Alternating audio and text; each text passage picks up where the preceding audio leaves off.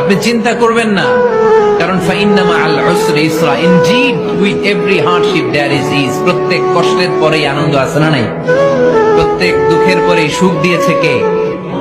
ও রব্বি আল্লাহ, তামাম বিশ্বে জমিনে আল্লাহ আমাদের উপরে জুলুম হচ্ছে। আল্লাহ আল্লাহ আপনি আমাদেরকে সাহায্য করো, আপনি আমাদেরকে হেদায়েত করো, আপনি আমাদেরকে কামিয়াব করো, আপনি আমাদেরকে পরীক্ষায় পাশ করা।